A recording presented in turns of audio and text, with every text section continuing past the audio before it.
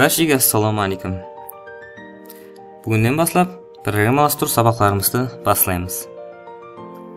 Бүгінгі сабағымызда сіздермен программалаштыру һәм веб программалар хақында түсінікке ие боламыз. Яғни бірінші қадамымызды қоямыз. Компьютер программалары қандай жаратылады? Компьютер программалары қандай жаратылуын, оның істеу тәртібін білуіміз үшін алдын компьютер процессорының қандай істеуін азғана болса да түсініп қоюымыз керек болады. Компьютер процессоры компьютердегі тикарғы құрылмалардың бірі болып, ол тикарынан дәстүрлі болмағанда компьютердің тикарғы миы десек те болады бұл нәрсені. Компьютер процессоры тоқтың келу яки келмеуі арқылы бұйрықтарды әмелге асырады. Сол себептен процессорге тек қана 1 һәм 0 бұйрықтар арқылы müracaat етуі мүмкін. Алдынлары осы компьютер программалары 1 һәм 0 бұйрықтарын тәртіптеп қою арқылы жаратылған. Бұндай дәстүрлерді жарататын код машина коды деп аталған. Машина коды оғада қопал, қолайсыз һәм түсініксіз болған, әлбетте, сырттан қараған адамға. Сол себептен кейінірек ассемблер дәстүрлеу тілі ойлап табылған.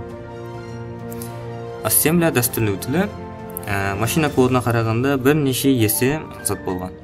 Себебі көріп тұрғаныңыздай 1 һәм 0 бұйрықтарының орнына инглиз тіліндегі сөздерден пайдаланылған.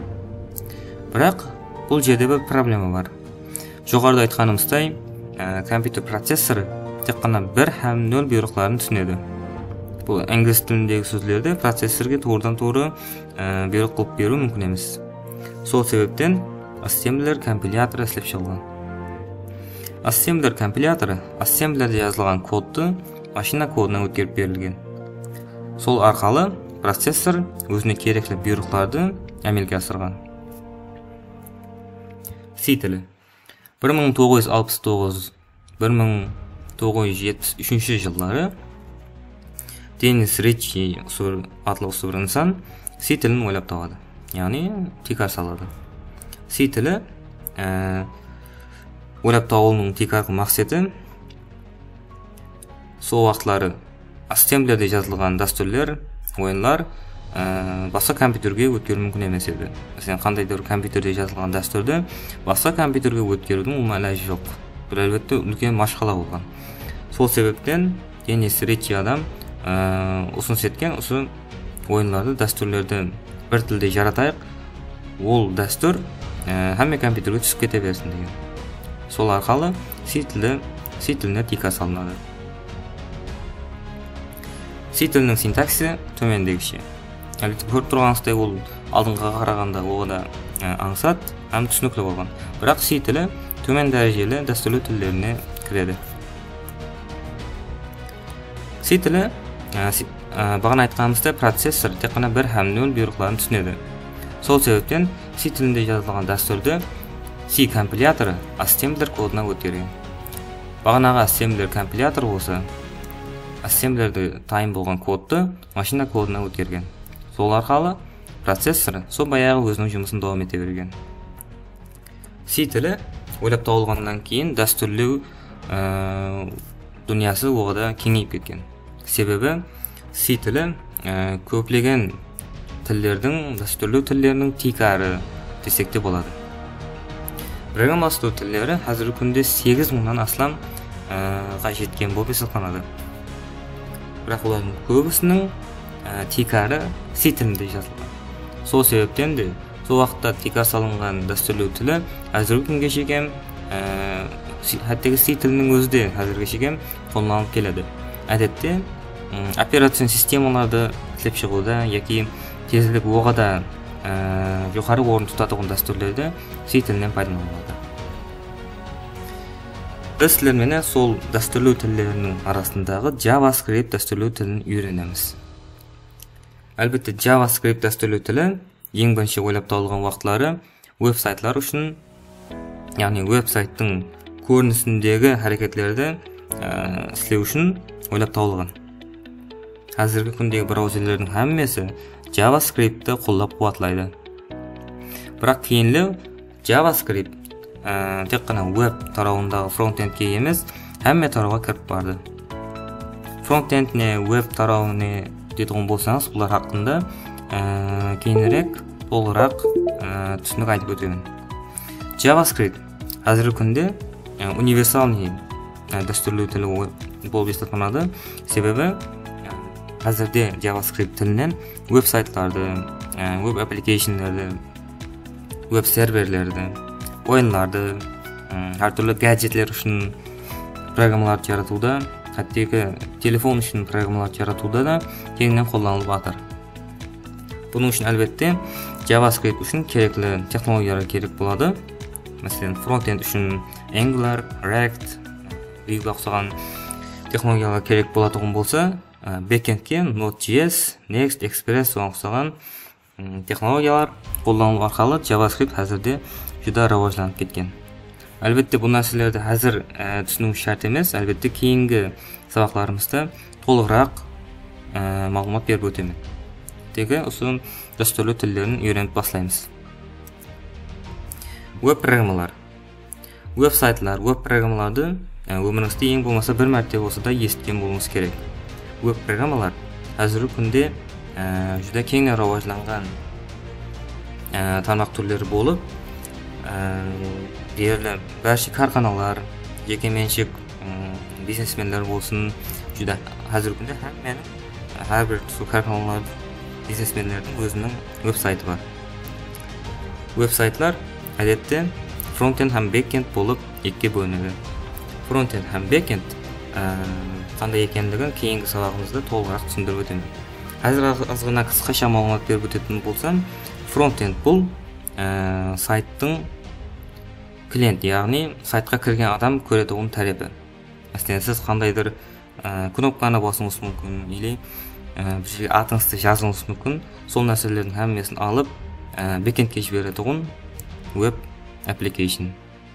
Ал бэкенд болса, тикарынан мағлұматларды сақлау, мағлұматларды қайта істеу, фронтенд тарапынан келген мағлұматларды өзінде сақлап, фронтендке керекті мағлұматларды жіберу, әмде соған ұқсаған бір қанша жүді вазипасы үлкен орын тұтатуын жұмыстарды істейді. Әдетте бэкенд біреу болады. Әмде болған веб аппликейшннан, телефонлардан, телефонлар үшін жазылған дәстүрлерден сораулар жіберіледі. Сол арқалы сіз мәселен OLX сайтын мысал келтіріп айтатын болсақ, сіз ең болмаса бір мәрте болса да һәм сайтынан, һәм телефондағы приложениесінен кіріп көргенсіз. Егер әтвар беретұғын болсаңыз, сайтында да, телефонда да бірдей мағлұматларды көруіңіз мүмкін. Яғни сайтта көрген мағлұматыңызды телефонда да көре аласыз. Бұның тек арғы себебі бэкенд. Яғни бэкенд өзінде мағлұматларды сақлап, телефонларға да, веб-сайтларға да, десктопный приложениелерге де сол даныларды бірдей қылып жібере алады.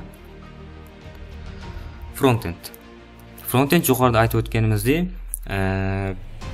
сайттың клиент, яғни сайтқа кірген адам көрінетін тарихы. Қазіргі күнде фронтендке де жүзі үлкен технологиялар істеп шығылған болып, бұлар хақында кейінгі видеоларда толығырақ үйреніп өтеміз. Яғни біздердің основой бастайтығын жөнелтісіміз бұл фронтенд бойынша қонады. Яғни біздердің каналымызда деканы фронтенд бойынша видеолар бірінші кезекте алып барылады, кейінірек болса қалғанларын көре береміз. Бэкенд. Бэкенд жоғарыда айтқанымыздай бұл веб-сайт болсын, приложение болсын, мағлұматларды сақтап беруші, олардың логикасын іске түсіруші тарап болып есептелінеді. Бэкендке де өзіне керекті болған технологиялар бар.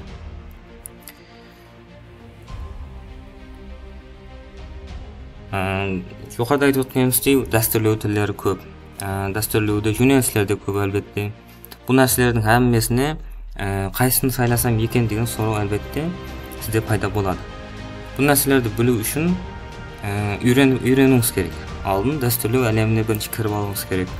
Танысып шығуыңыз керек. Яғни сізге не зат қолайлы. Мәселен, сіз телефон үшін приложениелерді жақсы істейсіз бе? Яғни якеде веб-сайтларды істеуге ұқуыңыз жақсырақ па? Бұл нәрселерді жақсылап біліп алуыңыз керек. Содан кейін барып дәстүрлеуді, программированияда жөнелісті танысаңыз мақсатқа муафиқ болады.